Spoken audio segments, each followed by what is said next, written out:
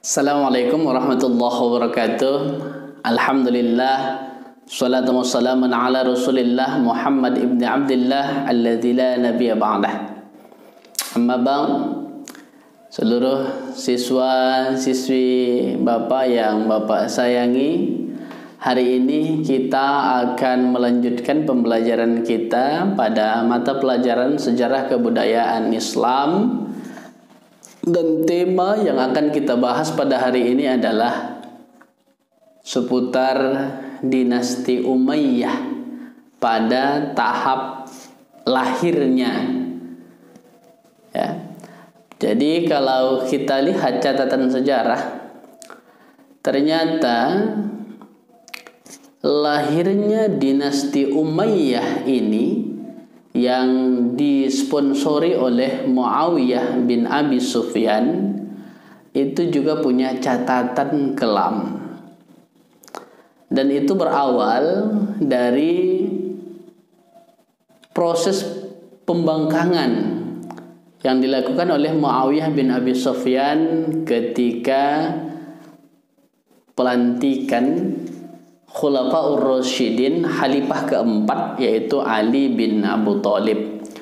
Cikal bakal lahirnya dinasti Umayyah ini itu tidak lepas dari proses pembaiatan atau pengukuhan Ali bin Abu Thalib sebagai Khalifah keempat.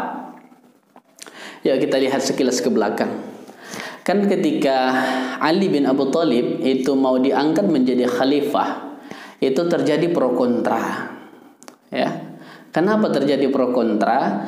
Karena waktu itu Khalifah Utsman bin Affan itu kan mati terbunuh ya oleh sekelompok pemberontak. Nah, pemberontak ini mendatangi Ali bin Abu Thalib, mendatangi Thalhah, mendatangi Zubair, Sa'ad bin Abi Waqqas, Abdullah bin Umar. Mereka mendatangi tokoh-tokoh ini. Untuk apa? Untuk dibaiat, untuk diangkat, dicalonkan kalau bahasa kita.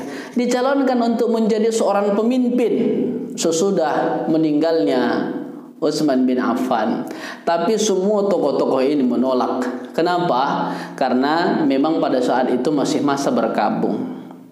Tapi setelah beberapa dekade, beberapa masa sesudah itu, umat Islam merasa penting untuk diangkat seorang pemimpin yang bisa menjadi khalifah yang menaungi seluruh umat Islam di kala itu.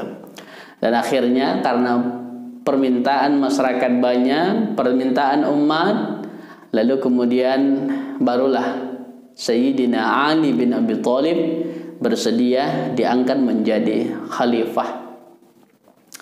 Namun ternyata pengangkatan ini tidak semulus para khalifah-khalifah sebelumnya. Kalau Khalifah Umar, Abu Bakar, Utsman itu mulus pengangkatannya. Kenapa? Karena boleh jadi di masa itu masyarakat, umat yang mengangkat mereka memang terpaut hatinya semua dengan ketiga khalifah sebelumnya.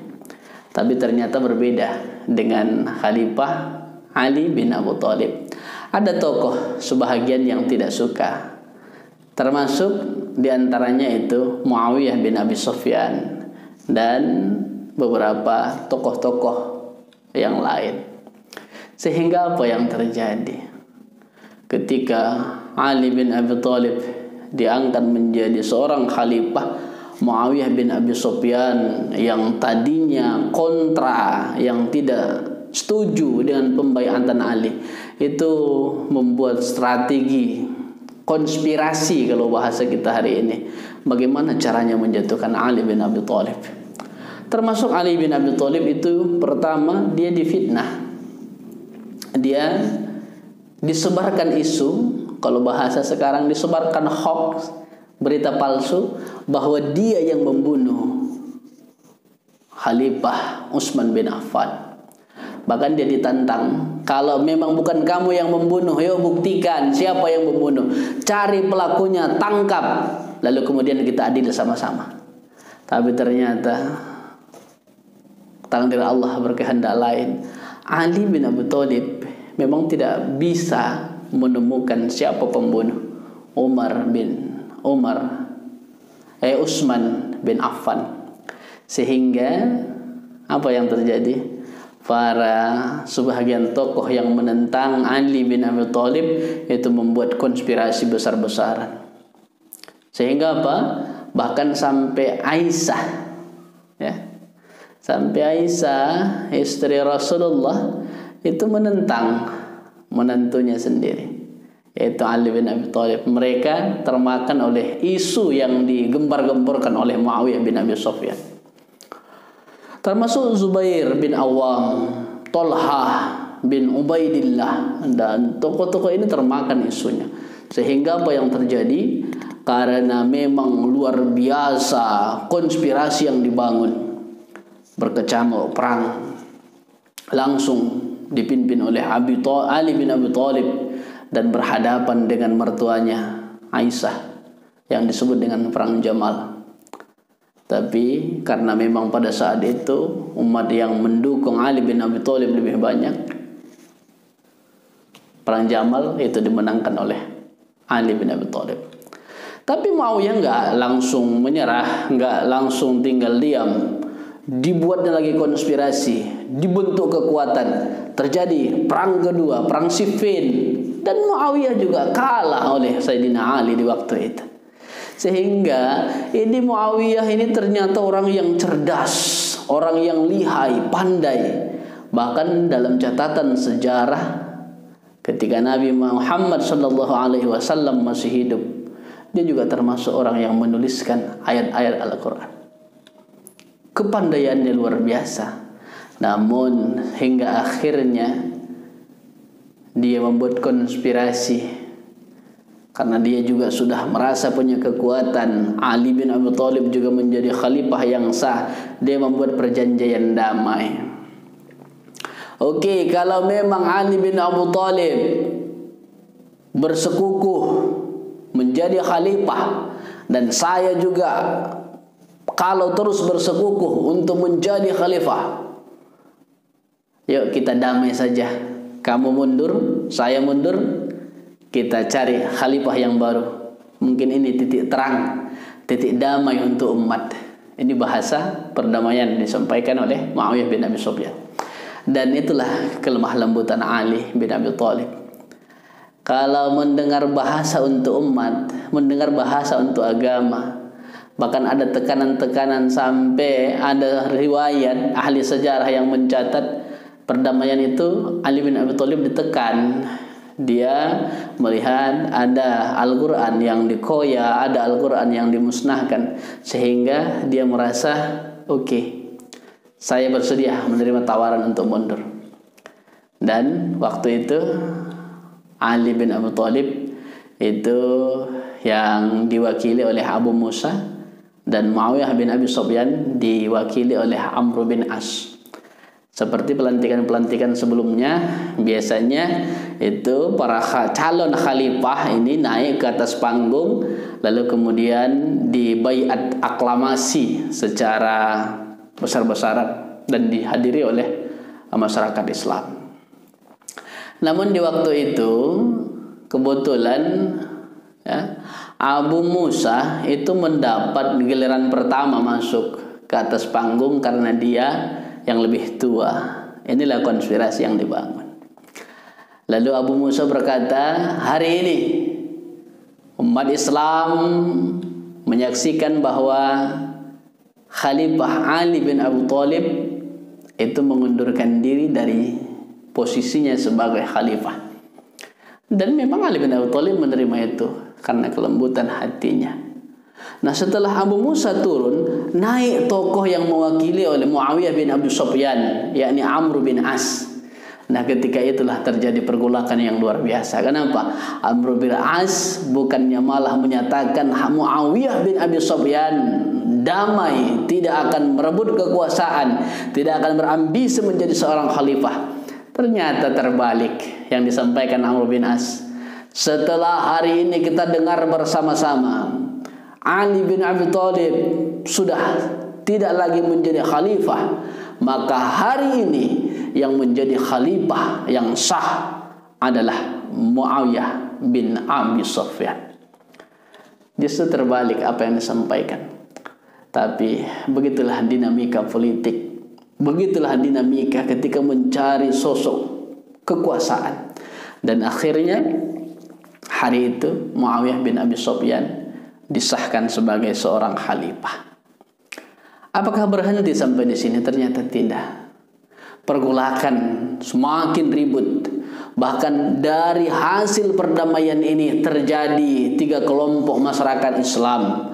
Ada masyarakat yang menerima dari kalangan Syiah, mereka manut, ikut dengan prinsip Sayyidina Ali bin Abi Thalib, mereka menerima hasil perjanjian.